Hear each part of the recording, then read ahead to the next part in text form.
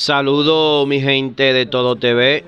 En esta ocasión escuchamos donde las administradoras de los fondos de pensiones dicen ellos que los fondos de los trabajadores obtienen mayor ganancia que los administradores, teniendo así una rentabilidad de 161% y los trabajadores de un 11%. ¿Qué usted opina? Para eso vamos a escuchar a Matías Voz para que nos explique quién gana más, las administradoras o los trabajadores. Recuerden suscribirse, darle like y compartir este video. Muchas gracias por la pregunta. Y como ustedes saben, nosotros hemos estado años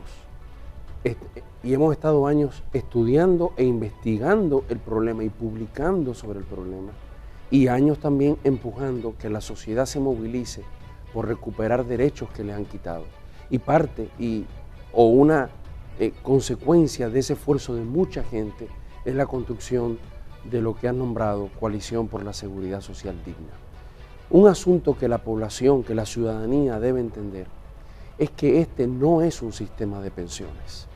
Un sistema de pensiones se creó en Europa, Estados Unidos, países de América Latina frente a un gran problema, que es lo que se ve ahora en Chile, cuna de este modelo de AFP. Sí. ¿Qué es? Bueno, el gravísimo problema que personas que terminaban su edad laboral, su edad productiva, o quedaban en la discapacidad, ¿verdad?, o fallecían y su familia quedaba sin un ingreso, ¿sí?, y eran precisamente los hijos, las hijas, la familia quienes tenían que asistir en el socorro de las personas que carecían de un ingreso.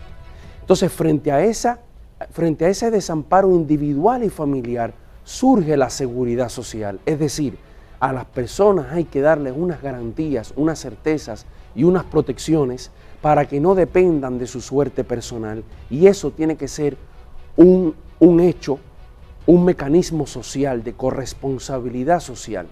¿Y qué es lo que tenemos con este sistema? Bueno, le llaman las cuentas individuales. ¿Pero qué son las cuentas individuales? Bueno, que al final de la etapa productiva, o si quedas en discapacidad, o si tu familiar que traía el ingreso al hogar falleció, tú estás condenado precisamente a tu suerte. Con lo que tú lograste ahorrar, pues tendrás la pensión. Cuando esa pensión se te acabe, pues se te acabó. Y en vez de sustituir un ingreso para darte seguridad cuando ya no lo puedes producir, lo que vas a tener es hambre. Por eso es que las personas se van a retirar con un 24, con un 25, con un 23, con un 28% de su salario. Y no es verdad que depende solamente de los bajos salarios. Hemos hecho el cálculo con personas que ganan con 100,000 pesos y por arriba de los 100,000 pesos. Una persona que hoy está ganando 105,000 pesos se va a retirar con el 26, y sin lagunas previsionales, se va a retirar con el 26% de su salario, que no le va a dar ni para cubrir la canasta familiar de este momento, no digamos la de 2030. Entonces, no es verdad que depende de tener un alto salario o de haber cotizado todos los años. Y mientras esto pasa, mientras a la gente se le condena a la miseria, si es que llega a juntar por lo menos 300 cotizaciones, que la mayoría no va a llegar y por lo tanto problema de ellos, las AFP hacen negocio. Tú me preguntabas por las ganancias. Situación, bueno, las AFP a 2020 se habían ganado 45,000 millones de pesos. Y si uno sumaba eso con los gastos administrativos y generales, resulta ser que las AFP ya se han llevado para la casa 70,000 millones de pesos. Y con la ley que se crearon el año pasado, porque si es tanta la filantropía que tienen, que dicen que ellos se ganan un peso por cada 13 que producen para los trabajadores, ¿por qué en 2020 se crearon una ley a su medida para garantizarse más ingresos y más ganancias que van a hacer que hacia el año 2030 las AFP se van a haber llevado de este país 140,000 millones de pesos por lo menos, mientras a la gente se le condena a no tener lo básico de una pensión? Yo necesito saber que yo me voy a retirar con una pensión justa y digna, y si la gente busca en la ley no va a encontrar una palabra de a qué pensión va a tener derecho, porque aquí es la ley de seguridad para el negocio de las AFP y para las personas que cotizan, sálvese quien pueda, y para ese 60% que está en el mercado llamado informal, ni siquiera sálvese quien pueda. Son ciudadanos de segunda y de tercera, y eso no se llama seguridad social. ¿Por qué en Chile surge esa movilización que ha sacado marchas de millones de personas a la calle? Porque en la cuna del sistema, donde el hermano del actual presidente y creador de este modelo, Sebastián Piñera, que fue impuesto este sistema con una tiranía militar sanguinaria, prometió a la gente que se iban a pensionar con un 70% de su salario, y en Chile tenemos más formalidad que aquí, salarios más elevados y una economía mucho más grande. Los fondos en Chile superan los 200.000 millones de dólares, y sin embargo, a febrero de este año, la mitad de las personas que sacaron una pensión con sus cuentas se pensionaron por debajo de la línea de pobreza. Y no estamos hablando de gente que son obreros, obreras, no, estamos hablando de profesionales de clase media que en Chile se retiran con una pensión por debajo de la línea de pobreza. Sobre ese particular, Matías, disculpa, en Chile les han devuelto una proporción de los fondos, como 3 veces han hecho devoluciones de esos fondos a los trabajadores. Son 3 veces, ¿verdad? Son 3 y ahora están discutiendo un cuarto. Y entonces eso merma mucho más la pensión final. Aquí hay un diputado que ha promovido eso, ha llamado mucho la atención. Y naturalmente aquí cuando a la gente le hablan de que hay unos cuartos para ti, aunque sea el dinero de la misma gente, la gente hasta lo agradece. Pero el dinero de la gente. Sobre ese planteamiento del 30% de que le saquen y le entreguen el 30% de los fondos a los trabajadores, ¿cuál es tu posición? Bueno, nosotros sabemos que, por ejemplo, sería contraproducente decir que sean los mismos trabajadores los que asuman el costo de la crisis. Exacto, es lo que hemos dicho aquí en este programa. Pero en una situación como la que estamos viviendo en República Dominicana, donde se han retirado los estímulos, sobre todo a las personas que han perdido su trabajo, y partiendo de que esos fondos son propiedad de los trabajadores, aquí yo creo que hay que buscar la manera de cómo apoyar a la gente en un momento que lo necesita.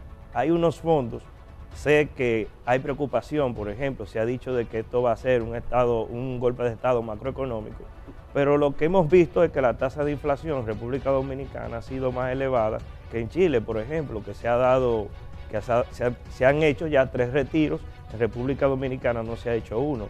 Antes se veneraba el consumo, ahora se sataniza cuando se habla de que esos fondos pueden ser aprovechados por los trabajadores. Hay que tomar en cuenta que en promedio son 150.000 pesos que tiene un trabajador en los fondos de pensiones. Prácticamente un 30% serían entre 30.000 y 40.000 pesos. Eso prácticamente no da para nada. Entonces, el mismo gobierno a través de la política monetaria ha monetizado a través de préstamos y acceso a la liquidez 215.000 millones de pesos.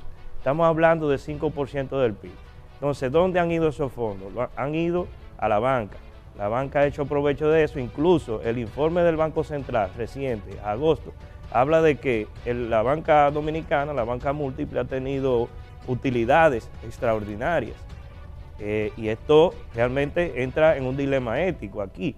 Las AFP y por otro lado la banca ha hecho muy buen negocio con la crisis en República Dominicana, pero los trabajadores en ese sentido tienen que asumir el costo de una crisis sin siquiera tener el apoyo del gobierno, que sabemos que retiró los estímulos y los apoyos y las transferencias a través de fases ya a mediados de abril.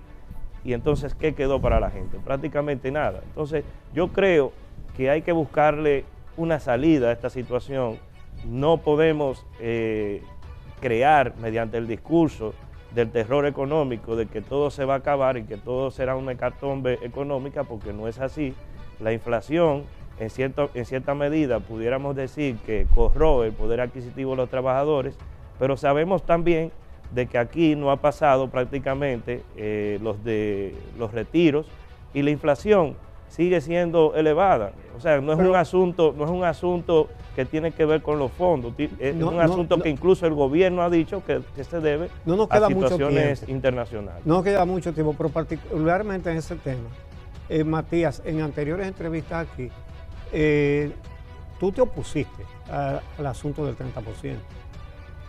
Lo que nosotros dijimos, y en eso somos meridianamente claros, como lo han sido los sectores que empujan una transformación de este sistema que no es de seguridad social, sino que del negocio seguro de las AFP y las ARS, lo que afirmamos nosotros con todo fundamento es que frente a la crisis, hacer uso de las cuentas de pensiones que ya son saqueadas por las AFP y que aseguran las peores pensiones de América Latina, hacer uso de ellas para paliar la crisis, en vez de hacerlo de manera justa y redistributiva de los dineros que el Estado ha tomado prestado y también de los más ricos, que ya vimos que hasta evaden pagar impuestos mandando su dinero fuera a paraísos fiscales, no era la mejor política.